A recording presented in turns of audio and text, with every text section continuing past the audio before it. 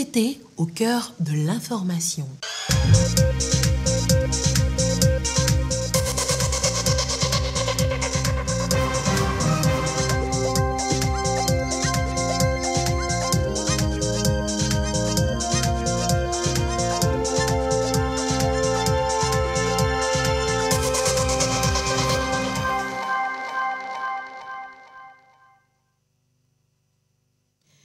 Mesdames, Messieurs, bonsoir.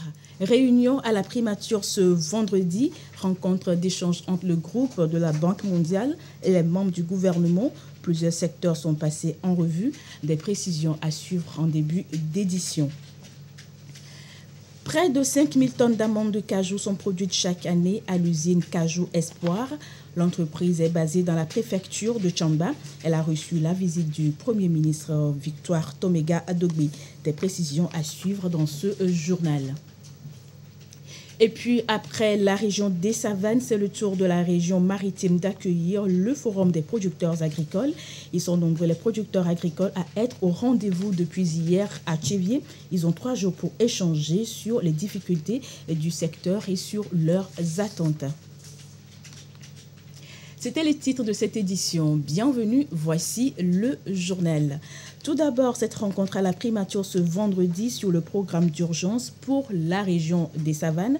Les discussions préparatoires entre le groupe de la Banque mondiale et les membres du gouvernement ont porté sur les actions dans les domaines prioritaires de l'éducation, la santé, l'énergie et l'eau en faveur des populations de cette région. Yasmine Kodia. Des discussions préparatoires entre les membres du gouvernement et le groupe de la Banque mondiale présidé par Madame le Premier ministre Victoire Tomega Adogbe sur le programme d'urgence pour la région des Savanes Pures. La rencontre a permis aux deux parties d'échanger sur les actions en cours en faveur des populations vulnérables des savanes et sur les fonds supplémentaires qui doivent être apportés en vue d'une parfaite résilience de la population frappée par les affres du terrorisme. Dans un premier temps, nous avons une enveloppe existante d'à peu près 95 milliards de francs CFA. Donc cette enveloppe, elle est déjà prête, elle est mobilisée. Avec tous nos spécialistes, nous travaillons d'arrache-pied avec le gouvernement pour pouvoir dérouler ces différents programmes dans le secteur de la santé, de l'éducation, de la protection sociale, mais aussi dans l'agriculture. Dans le cas de partenariats à venir, nous prévoyons de mobiliser encore plus de ressources pour pouvoir appuyer plus fortement et apporter une réponse encore plus importante sur les aspects économiques et sociaux, parce que nous savons que c'est d'importance capitale pour le Togo et pour toute la sous-région d'avoir une espèce de ligne verte pour éviter donc que cette menace qui vient du Nord puisse se propager. Cette rencontre préparatoire au nouveau cadre de coopération avec la Banque mondiale a permis de dresser les sujets les plus urgents pour le gouvernement et de faire le point sur les actions déjà entreprises.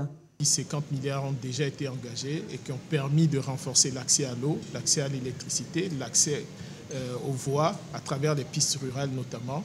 Et suite à la présentation de ce qui a été réalisé, il y a eu des échanges avec la Banque mondiale dans l'optique d'identifier les voies et moyens pour renforcer l'accompagnement et l'appui qui peut être apporté au gouvernement dans ce cadre.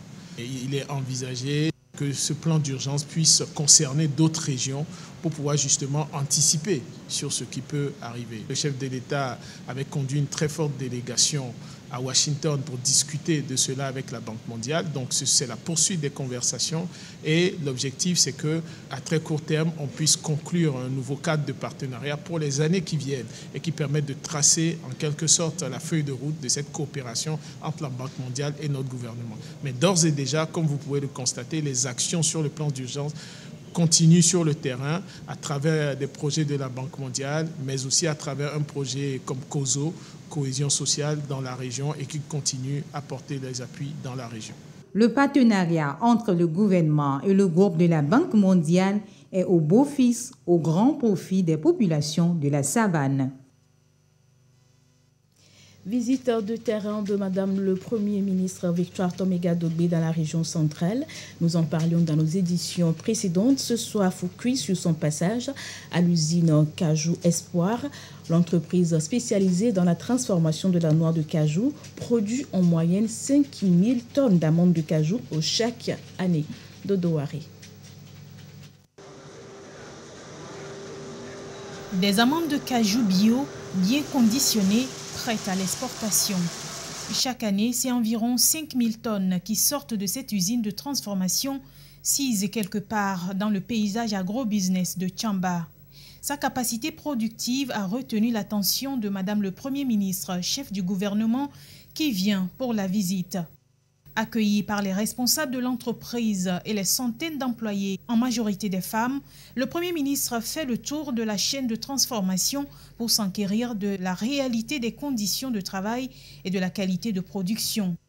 Du maillon de calibrage au packaging, passant par la cuisson, le décortiquage, le séchage au four et autres, c'est un travail impressionnant fait, pour la plupart à la main d'homme, pour miser sur la qualité du produit fini. En termes d'emploi, à l'heure actuelle, nous sommes autour de 600 à 700 employés, dont 90% sont des femmes. Annuellement, nous avons une capacité normale de 5000 tonnes. Il y a insuffisance de matières premières et c'est dans cette optique que nous nous sommes lancés dans le bio. Dans le bio, nous sommes certifiés EcoCert et nous accompagnons plus de 1500 producteurs qui ont engagé près de 5000 hectares pour la production bio.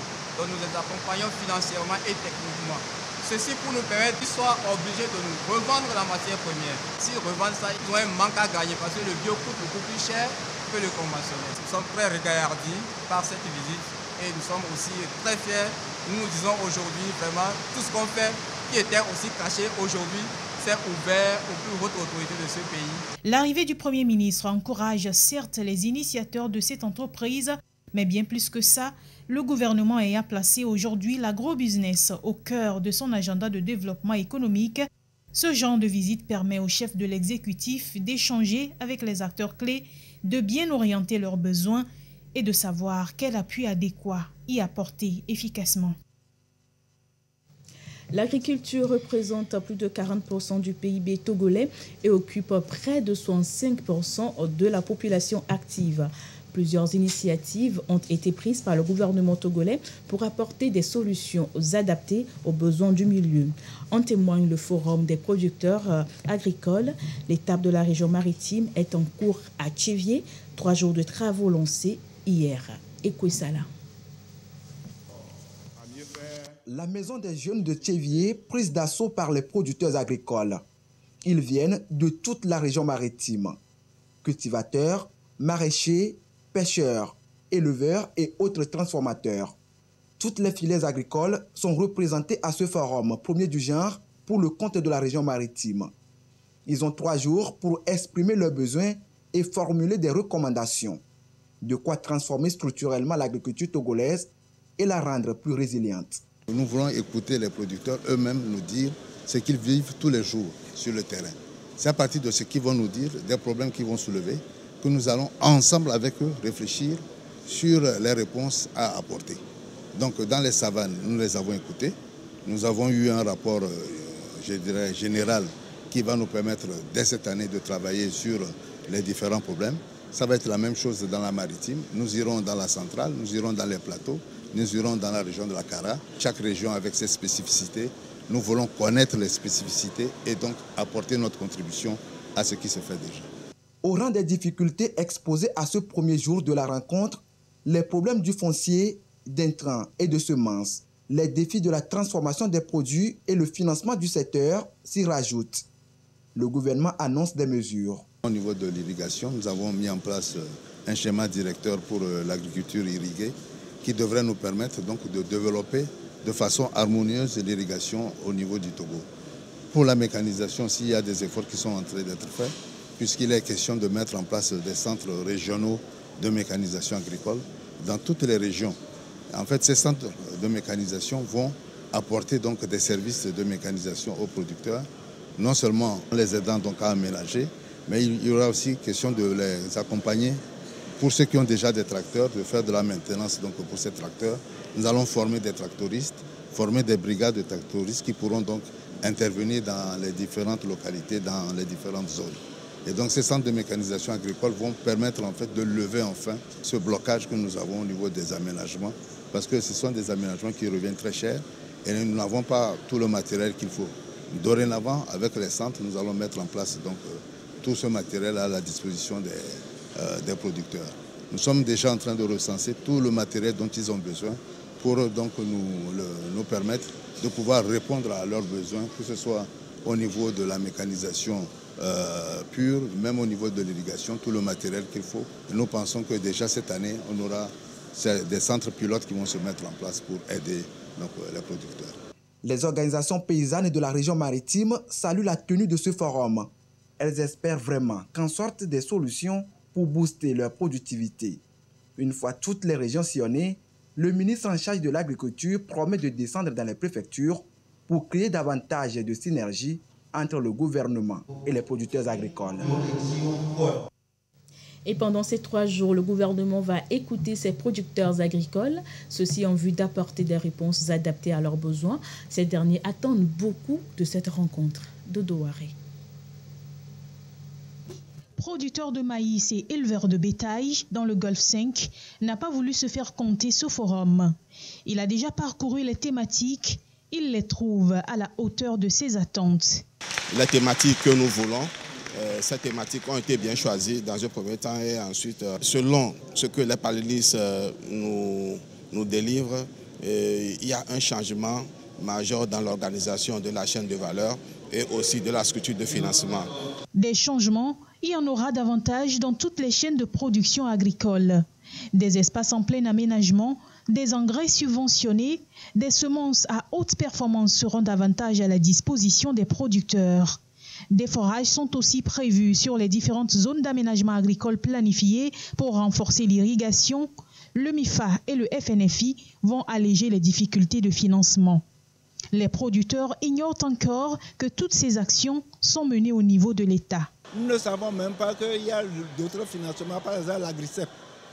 Beaucoup d'informations sont passées que nous ignorons.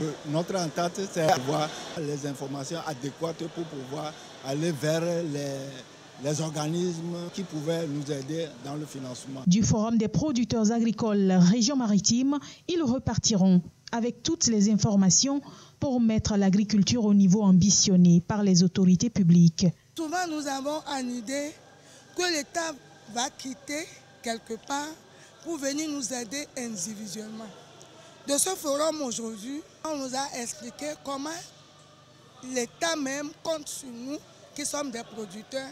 Pour nous, les attentes, c'est de répondre aux sollicitations du gouvernement, parce que l'attente du gouvernement, c'est de nous présenter tous les changements structurels qui vont relever le défi de l'agriculture. Mais en même temps, ils veulent nos propositions de solutions. Et je pense que dans les 2 jours, les producteurs sont prêts à faire des suggestions, à faire des améliorations pour que ce programme de structuralisation et de transformation de l'agriculture puisse aller dans le souhait du gouvernement et du premier responsable du pays, le président de la République. En 3 jours, le gouvernement, avec ses partenaires producteurs agricoles, vont lever l'essentiel de ce qui constitue un blocage au développement du secteur agricole. Provenant essentiellement des régions plateaux et savanes, le coton reste une importante culture de rente au Togo. Le secteur est en plein essor. La nouvelle société cotonnière du Togo est en campagne de collecte auprès des producteurs. À terme, plus de 7000 tonnes de coton seront collectées. Sylvain Abdou. Du coton graine prêt pour être commercialisé. Nous sommes à Atikparpa, à environ 20 km de Mouritan, dans l'Est Mono. C'est ici que la NSCT, nouvelle société cotonnière du Togo, lance pour le compte des plateaux nord la campagne de commercialisation de l'or blanc. La direction générale cette année a décidé d'aller de région en région pour pouvoir être suffisamment proche des producteurs et tenir compte de leurs préoccupations. Parce qu'il y a des spécificités. À l'heure où nous sommes, le service doit être très amélioré. Donc la NSCT vise à être aux petits soins des producteurs. Donc il faut vraiment être le plus proche possible. Environ 7500 tonnes de coton seront mobilisées dans les plateaux nord pour le compte de cette campagne 2022-2023. Ici, le GPCA, groupement de producteurs de coton du milieu, va livrer à lui seul 150 tonnes. Le GPCA se met 136 hectares Et pour les prévisions, nous attendons au moins à la fin de la collecte 150 tonnes de coton graine. Et pour ce qui concerne la région, et avec une superficie de 9 800 hectares semés à la fin des semis, nous espérons à la fin de la collecte avoir au-delà de 7 000 tonnes, 7 500 tonnes. Et donc, c'est l'occasion pour nous d'encourager tous les producteurs à terminer rapidement la récolte et à accélérer la collecte de coton sur le marché. À travers cette campagne, les producteurs sont appelés à gérer au mieux leurs produits. Vu les incidents que nous avons annoncés cette dernière campagne, notamment le coton qui est brûlé au champ, nous demandons aux producteurs de bien stocker le coton, de ne pas laisser ce coton récolté au champ, de le ramener à la maison, ce qui nous permettra de limiter les dégâts de perte de coton en fin de campagne. Cette commercialisation est gérée par une équipe mise en place qui d'abord vérifie la qualité et le choix du produit avant de procéder au pesé pour déterminer le poids du coton mis en ballot. Et pour un meilleur rendement, il faut arriver à gérer les aléas climatiques. Et justement, des prévisionnistes se forment à Lomé depuis mercredi. Formation axée sur le système de prévision et d'alerte précoce Voltalarme. C'est une solution pour être à l'abri des inondations et de la sécheresse. Les participants ont 3 jours pour maîtriser cet outil en vue de mieux prévenir et lutter efficacement contre les fléaux climatiques qui impactent le bassin de la Volta. Abidé Nyassimbe. Nous sommes pressés, hâte de découvrir ce que cet outil nous présente comme élément qui va nous permettre en tout cas d'anticiper et de gérer les catastrophes qui pourraient subvenir. Nous serons quand même heureux de mieux prendre l'importance de cet outil important dont la maîtrise nous permettra de prendre des décisions capitales pour nos populations. Ils sont nombreux, impatients comme Daouda et Christine, de découvrir la Voltalarme. Une plateforme, une arme préventive, opérationnelle pour mieux produire les bulletins d'alerte et de prévision du bassin de la Volta. Un bassin à énorme potentiel de développement confronté à d'extrêmes dérèglements climatiques. Ici, hydrologues, protection civile, membres de l'autorité du bassin de la Volta, venus de la sous-région, prennent de l'avance et anticipent pour mieux faire face aux caprices de la nature. L'idée, c'est justement depuis plusieurs années, c'est 3 ans qu'on travaille avec le consortium de l'Organisation mondiale de la météorologie, l'autorité du bassin de la Volta et le partenariat mondial de l'eau Afrique de l'Ouest pour l'implémentation d'un système d'alerte précoce à l'échelle régionale, transfrontalier, dans les pays du bassin de la Volta. On a réalisé l'implémentation de cette plateforme. C'est un outil technologique qui devrait appuyer, soutenir les agences météo, hydro et de protection civile de 6 pays pour renforcer leur capacité dans l'alerte précoce et du coup dans la mise en place aussi d'actions de prévention qui puissent réduire les impacts des événements tels que les inondations et la sécheresse. Outre cet atelier régional, une autre rencontre nationale est prévue du 30 janvier au 2 février prochain. Les participants auront entre autres missions de proposer des solutions et des approches innovantes, d'apporter leur contribution dans la protection et la survie du bassin de la Volta. Aléa climatique encore et cette fois-ci à l'étranger, cyclone Chenezo à Madagascar. Le bilan grimpe à au moins 18 morts. Ils ont perdu la vie suite au passage de cette tempête tropicale dans le nord-est du pays. 19 personnes restent portées disparues. Selon le dernier bilan, 18 personnes ont perdu la vie suite au passage de la tempête tropicale dans le nord-est de Madagascar. Le Bureau de gestion des risques et catastrophes a également annoncé vendredi que 19 personnes restent portées disparues dans les zones touchées par la tempête Chenezo qui a frappé l'île le 19 janvier dernier. Accompagné de vents violents allant jusqu'à 110 km/h et d'averses de pluie, l'ouragan a provoqué des inondations et une coupure des routes qui mènent à Antananarivo, la capitale. L'institution gouvernementale a précisé que plus de 55 400 personnes ont été touchées par la catastrophe, plus de la moitié d'entre elles ayant dû quitter leur logement. La saison cyclonique s'étend de novembre à avril dans le sud de l'Afrique et Madagascar en subit régulièrement les conséquences dévastatrices. Retour en page nationale, l'aéroport de Niamtougou dispose d'une nouvelle centrale électrique. La cérémonie d'inauguration de cette centrale a été présidée par le ministre Afo Atadedji, en charge des transports routiers, aériens et ferroviaires. Le projet porté par l'Agence pour la sécurité de la navigation aérienne en Afrique et à Madagascar. Nestor Mouzou.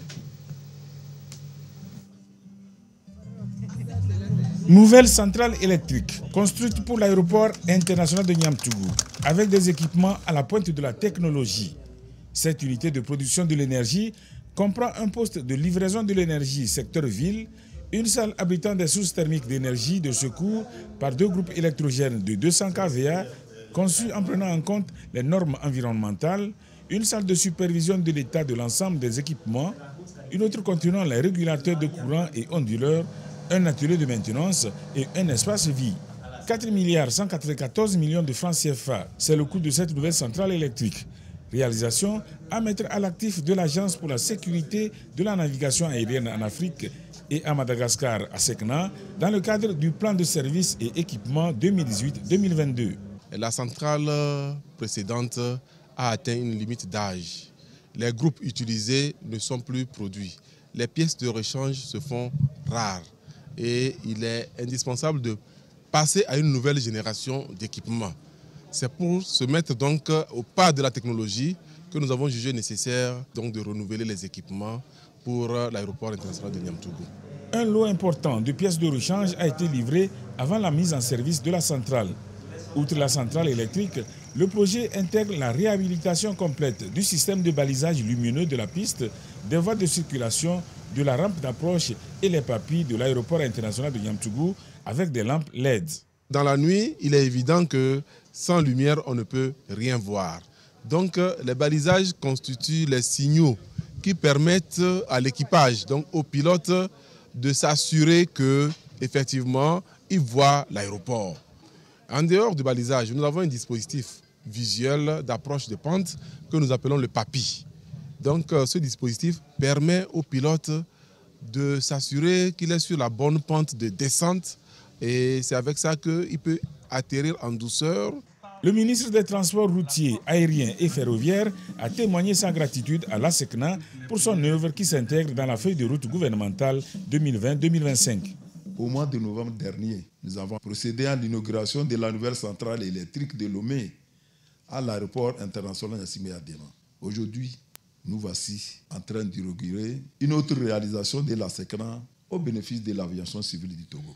Je voudrais alors saisir cette occasion pour remercier la SECNA pour son soutien et son accompagnement permanent dans la modernisation des infrastructures aéroportières, la mise à niveau des installations et d'équipements de la navigation aérienne.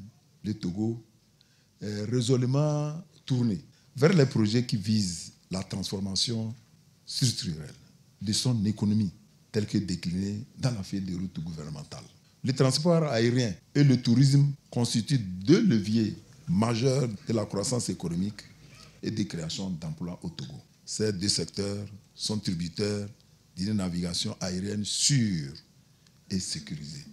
En mettant en œuvre son plan de services et équipements, avec pour finalité l'amélioration des services de la navigation aérienne, la SECNA répond à l'objectif du gouvernement de faire du Togo un pays émergent de l'axe stratégique qui vise la modernisation des infrastructures aéroportuaires.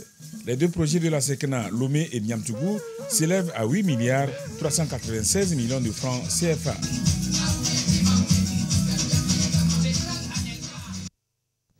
C'est depuis le 26 janvier 1950 que la République de l'Inde s'est dotée d'une constitution. 2 ans après son indépendance, la communauté indienne au Togo a commémoré cette journée, une fête nationale que nous raconte Isaka Aruna.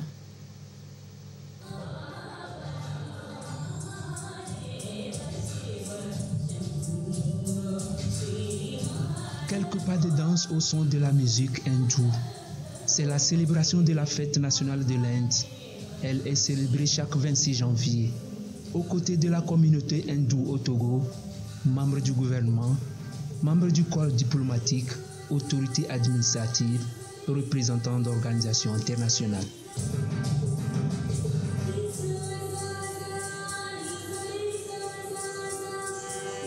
74e anniversaire de la fête nationale de la République de l'Inde, deuxième commémoration de l'événement au Togo. Sanjeev Tandon, ambassadeur de l'Inde et sa communauté, se félicitent de leur intégration au Togo, pays hôte.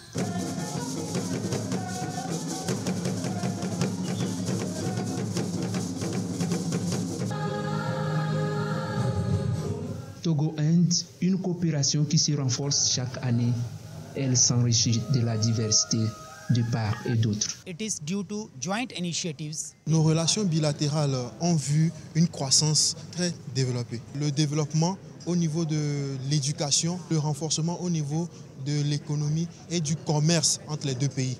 Aujourd'hui, les entreprises indiennes créent des milliers d'emplois et c'est plus que ce que nous espérions au niveau du développement économique du pays.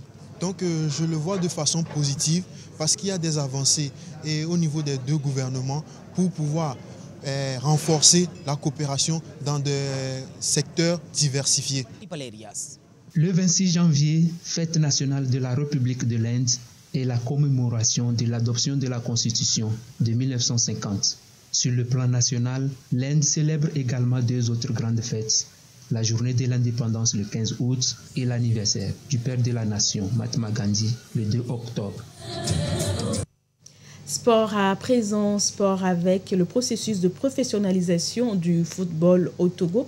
Il est entré dans sa phase opérationnelle. Le document élaboré à cet effet a été validé par les différents acteurs ce vendredi. Aflim Johnson.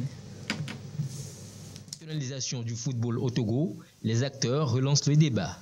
Près de 10 mois après la mise en place du comité de pilotage chargé de dessiner les contours du projet, il est question à cette rencontre de définir les différentes étapes devant conduire notamment à la mise en marche de la mécanique d'une industrie footballistique productive.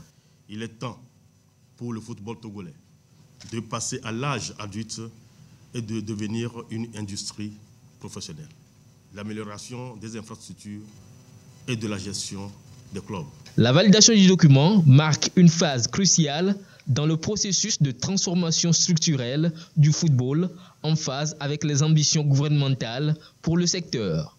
En professionnalisant le football au Togo, nous allons contribuer à le faire franchir un cap qualitatif important avec en toile de fond les avantages et débouchés qui vont avec, tels que la sécurité sociale des joueurs, l'amélioration des conditions de vie et de travail des salariés des sociétés sportives. Rendre le football togolais beaucoup plus attractif, compétitif et profitable aux joueurs et aux investisseurs actuels et d'en attirer de nouveaux. Un jalon cardinal du football business au Togo. La mise en œuvre du document de professionnalisation du football au Togo devra porter ses premiers fruits très bientôt avec la création annoncée d'une ligue professionnelle. Parlons encore sport, je vous fais lecture de ce communiqué. Le gouvernement rappelle à l'aimable attention de toute la population togolaise que la 5e édition des Journées nationales du sport sera observée le samedi 28 janvier 2023 de 7h à 10h sur toute l'étendue du territoire national.